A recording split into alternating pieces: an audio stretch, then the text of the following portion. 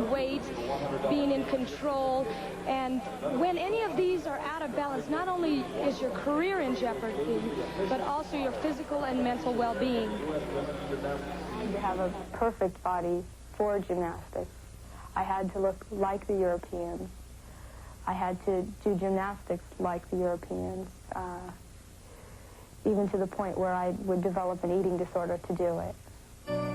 From 1979 through 1982, Lucy Collins was one of the very best gymnasts in the country. A four-time member of the U.S. national team and a member of the 1980 Olympic squad. But Lucy was also one of an almost epidemic number of female gymnasts who fell victim to the pressures of competition on the elite level. Lucy was bulimic, one who suffers from an eating disorder which involves recurrent episodes of binging on large quantities of food, usually 2 to 3 times normal amounts, followed by purging, self-induced vomiting, or the use of laxatives or diuretics in order to prevent weight gain. For sufferers of bulimia, the cost of staying thin are high.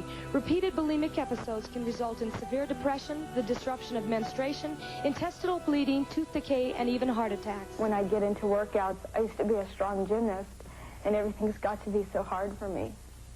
Because you were weak? Because I was weak, because I had no protein in my body, and I guess, my body was eating itself.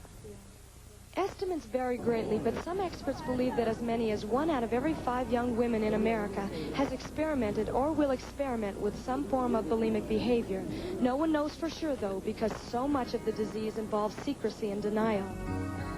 Most begin as young high school or college-age girls, experiencing difficulties coping with the pressures of growing up, struggling to achieve perfection, and of living in a world in which women are presented and asked to present themselves as objects to be judged by their appearance.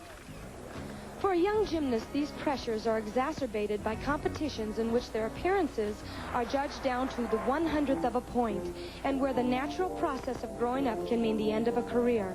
For while great athletes come in all shapes and sizes, great gymnasts now come in one